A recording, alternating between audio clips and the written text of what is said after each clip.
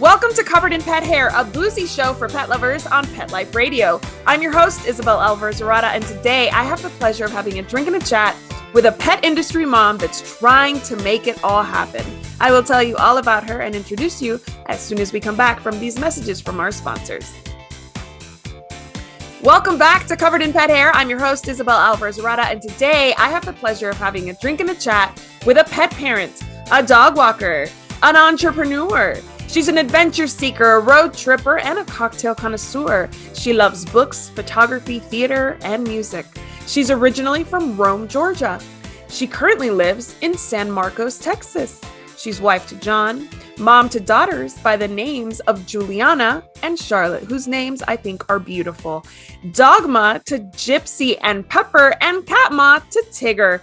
She's a perpetual seeker of work-life balance, as are all working moms. She's the founder and chief pet sitter of Paws Professional Pet Services. Her name is Stephanie Nelson. Welcome, Stephanie. It's so good to have you on the show. Great to be here. Thank you for having me. Oh, it's my pleasure, Stephanie. It's so good to finally put a face to the name. We have been friends on social media for so long, and our kids are about the same age. How old are Juliana and Charlotte? Juliana is 7 and Charlotte is almost 2. She'll be 2 in about a month. Oh, there you go. So our second babies are about the same age. My Mila will turn 2 as well. And Noah's not quite 7. Oh, that's great. He thinks he is, but he's not. All right. So before we go any further, I want to introduce our drinking game today. Anybody participating in our drinking game, anytime you hear this word, make sure you take a drink of whatever you're enjoying. But please be sure you're over 21 to partake in the United States. Never drink and drive, and always drink responsibly. So what are you having this morning, Stephanie? I am having a non-alcoholic Bloody Mary since it's a morning thing and I have stuff to do after, but also Bloody Marys are good for brunch, you know. Yes. So. Yes. I just saw Tigger in the background, by the way. Oh yeah, he's on the bed. I see him. I love a cat cameo. Well, I'm actually having the same because I do need to get stuff done and pick up the kids from school at some point today. So I'm just having a mocha latte today that I made with my Nespresso and a little bit of hot chocolate mix. So cheers to you. Thanks for being on the show. Cheers. Thank you.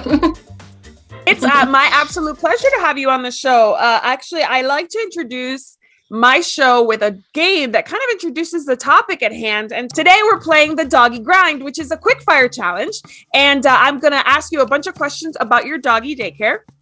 And I want you to just quickly give me an answer. It doesn't have to be super accurate. It's kind of an average. Just throw a number out there or throw a thought out there. Are you ready to play? Yes. Awesome. All right, here we go. The first one. How many pee accidents does your team clean up daily at your doggy daycare? At least 10. At least 10. Okay. How many poo accidents?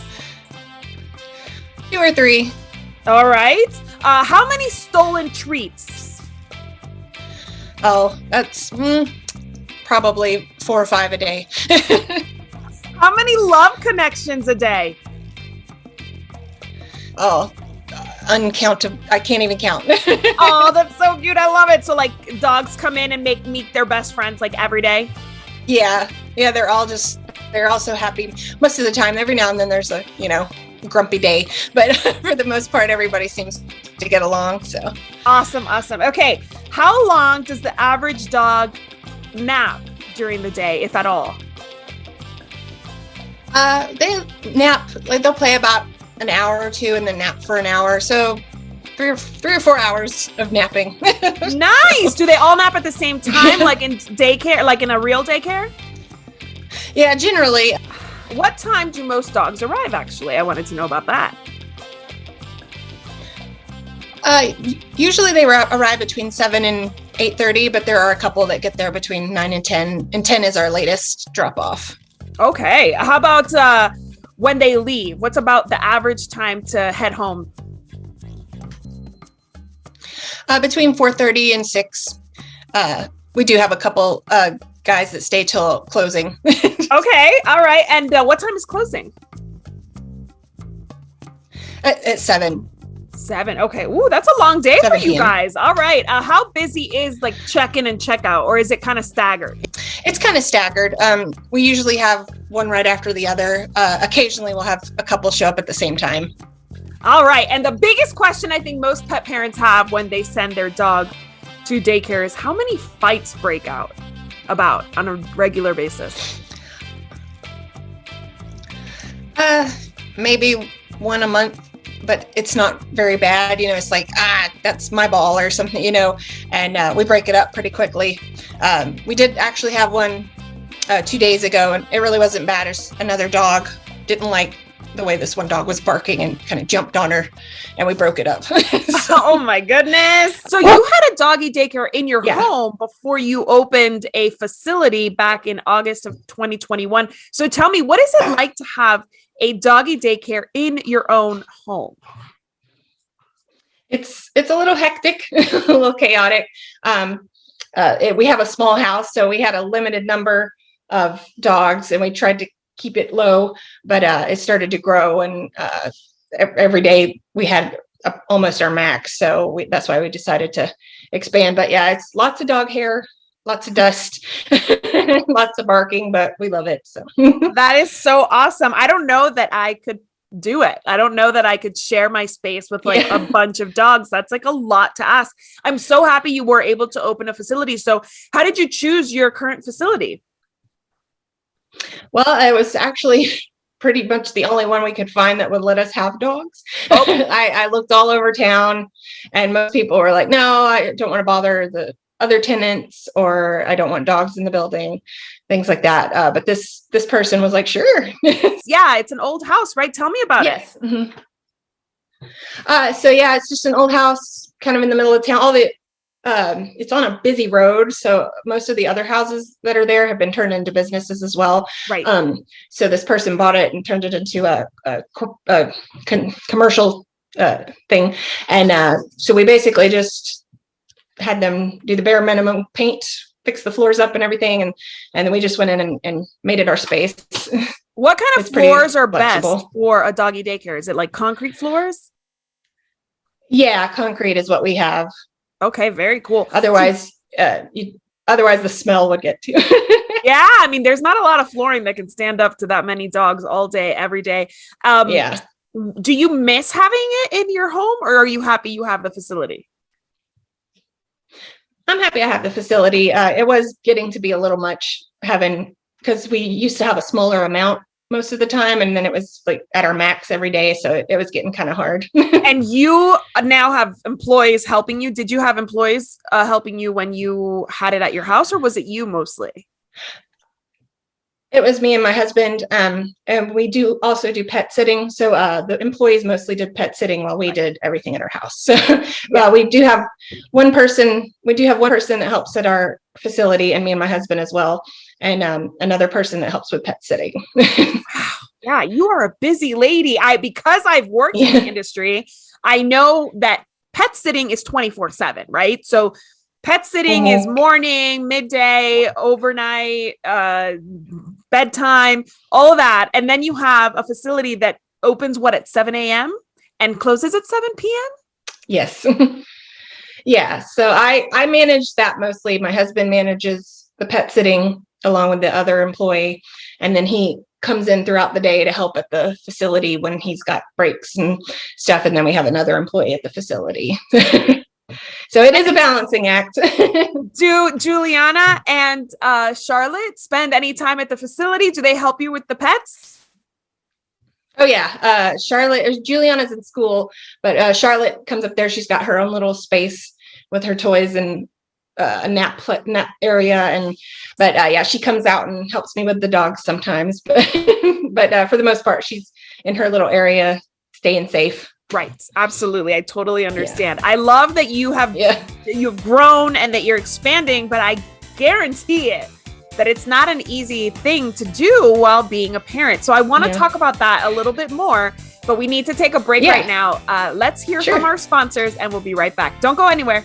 Welcome back to Covered in Pet Hair. I'm your host, Isabel Alvarez-Arata, and today I'm speaking to Stephanie Nelson, who runs a pet sitting service and a doggy daycare. And used to have a doggy daycare in her home, but grew so much she had to get a facility. But she also has 2 young children, and she has 2 dogs, and she has a cat, and she has a full plate. So I want to talk to her about working mom, running businesses, trying to do it all.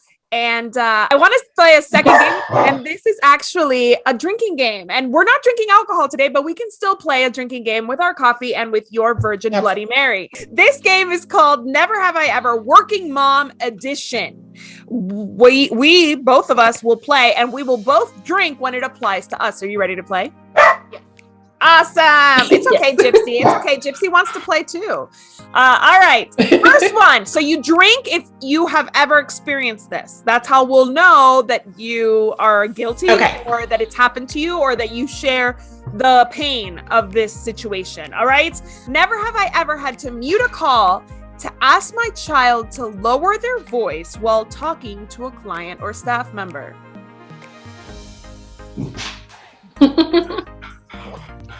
I remember trying to interview a new staff member and Noah losing his mind and me having to mute and like yell at him, quiet, and then come back while the guy was like telling me about his background. So yeah, not easy. Yeah. It's like, shh. Exactly. With hand signals and like pointing and like angry face, right? All right, next one. Never have I ever forgotten to respond to an email due to a child-related interruption. She's drinking. Every single mom listening to this is drinking on that one. Never have I ever thought that work felt like a vacation compared to motherhood.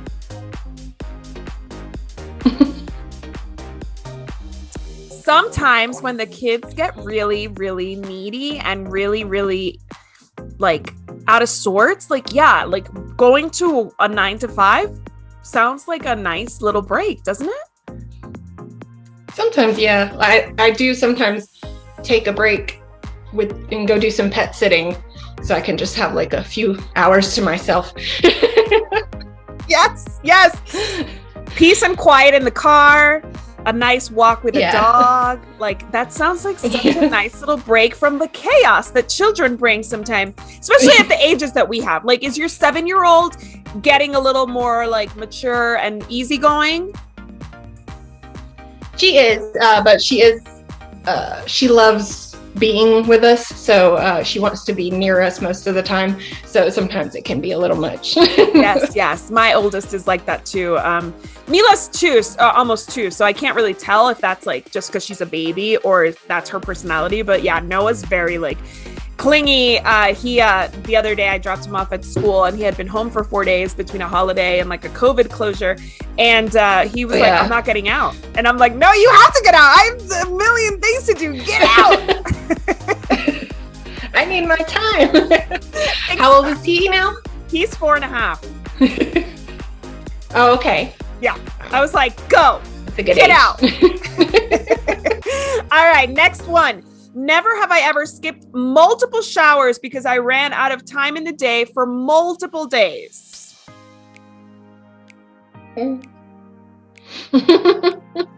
If you are managing to shower daily with all that you have on your plate, I salute you. Because I've been doing it pretty good for the past month or 2. wow. Because I mean, seriously, sometimes I'm like, do I shower or do I do this important thing, right? And so most of the time it's like, I'll shower tomorrow. So it sounds like you and your or husband if I have a break. It sounds like you and your husband have a really good like routine where you guys really like help each other out and work together. Yeah, he's great. He's so supportive, and we're a good team, and we work everything out. And if he needs a break from pet sitting, he'll come to the facility, and vice versa, and things like that. So yeah, awesome. That's awesome. All right, next one. Never have I ever had my child make me look bad in front of a coworker or a colleague.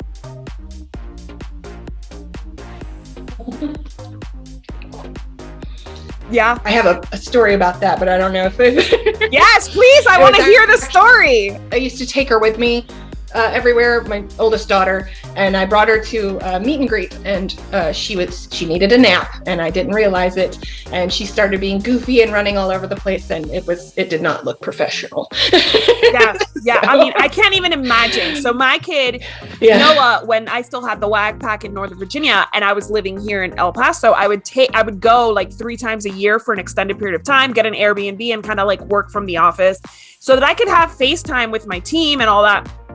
And Noah, like, my business partner had just had a baby and she was like a year younger than Noah. And he's like, we had an employee, like a staff breakfast, and Noah's like fighting with Evie the whole time in front of my team. And I of course look like I can't manage a 2-year-old. He wasn't quite 2 yet, but he was close enough. And I just, I'm managing this business, but I can't get my 2-year-old together. And it was kind of embarrassing. Kids are tough, but yeah, there's never like, that's the hardest part for me about motherhood is that it's not as predictable as other parts of my life. And I kind of need and thrive on predictability. All right, here we go. Never have I ever had to call out of work when I was perfectly healthy simply because my offspring caught the latest seasonal bug.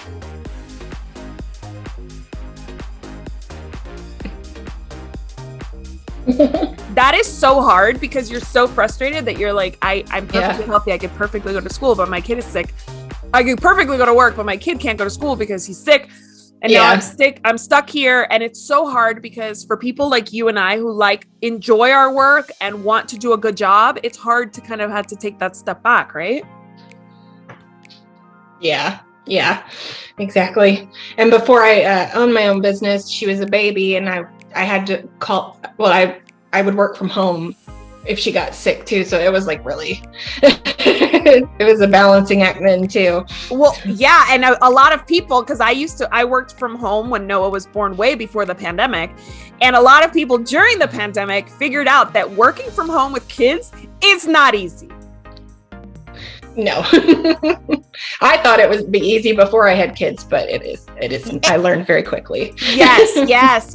So my husband, was, obviously always in the office. He's military. He's always on base whenever he's working or he's traveling. He travels a ton. But during the pandemic, we had a newborn and, a very feisty, very jealous, very extra, almost 3-year-old. And it was like, I can't get anything done. He's on meetings. They're crying in the background. Like it was so much. And I was like, I've been doing this for years, buddy. Like, yes, it's hard. It sucks. And they interrupt me constantly.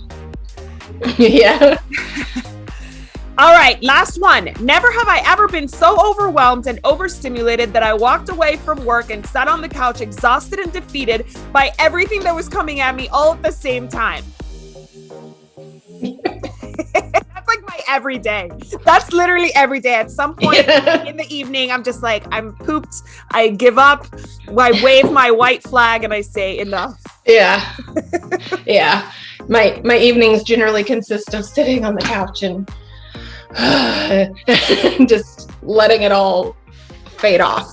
Exactly. So what is the hardest part? If you had to name one thing, what is the hardest part about running this type of business? Because this is not a 9-to-5. I want our viewers to know that it is not a 9-to-5. What is the hardest part about making it work and being a parent? Mostly just finding extra time to be with them without it being at work. So that's why we have some employees now.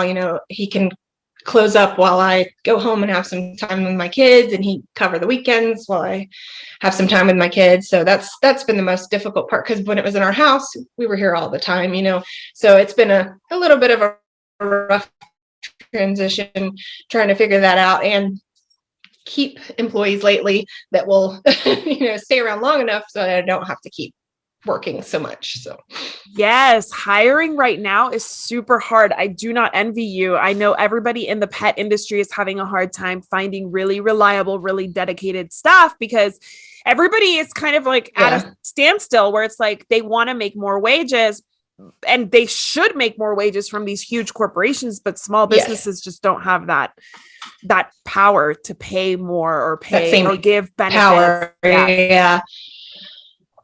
It sucks. It's a tough place to be right now. It's tough. It's hard to compete. Yes. It's hard to compete. It's hard to compete as a small business. Yes, absolutely. I totally hear that. So think about this. What one thing would make your life easier if you could just you have a genie in a bottle, you get one wish. What would make it easier for you to find that work-life balance that you're after? Just steady, reliable employees that can stick around for a while. That would be the biggest help. Yes, I totally hear that. I'm going to put my good vibes out there for hiring vibes out there for you. Cause for real, it is a tough environment out there. And actually I was thinking about this question for me, and I don't run a business anymore, and I don't miss hiring staff. Right. I don't, because I don't envy you. I completely understand and empathize with you. But for me, my husband travels so much that I crave a routine and I want him to stop traveling so much. That would be like my wish, is to just keep him here. Because every time he's here, we kind of want to enjoy him. So we fall off like our routine. And then when he leaves, we get back on our routine because I know we all thrive on it. And it's like the kids are different when he's gone. And then he comes back and we're all happy. And then he leaves again. And it's just a lot. Like he comes back this Sunday and he leaves next Saturday again. Like it's not enough time for us to get back into So yeah, stop traveling so much, Chris. All right, next one. The last question I really have for you is, and I really want you to think about this as like an advice. If somebody came to you and said, I want to start my own pet care business, I want to have a family as well. Either I have a family or I want to have a family at some point. What advice would you give them? Start it before you have a family so that you can have some time to get your processes worked out and get everything planned out. And then you can build it and build the kids into it. I built it around the family, and I've had to work and figure things out as we've grown and things like that. So that's been kind of a challenge. I totally agree with that. I did. When I started my business in 2008, I knew I wanted to be a mom down the line. I wasn't ready then, but I wanted to be a mom down the line. So I always kind of thought, like, is this sustainable? How can I work remotely? Like I was using Zoom and Skype and stuff for training long before the pandemic. I was trying to, like you said, like kind of like build my business so that I can add my children or my responsibilities to it rather than kind of like reframe everything once the babies came. So yeah, I totally agree with you. And if you are a successful business and are looking to start a family, then yes, make sure that you talk to a mom in the industry. Yeah. Who can tell you if what you're doing is going to actually work in real life, right? Yeah. I am grateful that like we have gotten to a point where got employees, and now my husband works with us because it helps. I don't have to take the kids with me as much, and it works out a lot better. But in the beginning, it was stressful. Yes. But it was the reason I did it. I wanted to be with her, so with my kids. So yes. Oh my gosh, it's the dream. It's the dream of having your own business so that you can call the shots and have your own schedule so that when your kids need you, you can be there. But at the same time, it's a nightmare because you're being pulled in so many directions. Yeah, it can be sometimes. Yeah. All right. But I love it. I love both of them. Yes, exactly. You're dedicated to both outcomes. You're dedicated to being an awesome mom, which you are, and an awesome business owner, which you are. So tell us, how can our audience learn more about your business if they're in the area that you service? They can visit our website at onpawspetservices.com. We also have a Facebook page, On Paws Professional Pet Services, on Facebook, on Instagram under the same name, and just Google us as well. We have a Google listing with all that information. And what areas is it San Marcos that you service, or are there other areas as well? Primarily San Marcos, but we also service Kyle, which is just north of San Marcos. Very cool. Well, thank you so much for taking the time to chat with me today. I just want to propose a toast to you, of course, your family, your business. Okay. May you all be super successful in 2022. Cheers. Cheers. Thank you. You as well. Thank you. I also want to propose a toast to our executive producer, Mark Winter, and to our audience. Thank you for spending your time with us. Here's to a life covered in pet hair, because there's no better way to live. Cheers. To learn more about Covered in Pet Hair, please visit coveredinpethair.com or petliferadio.com. Thanks for watching, and we'll see you next time.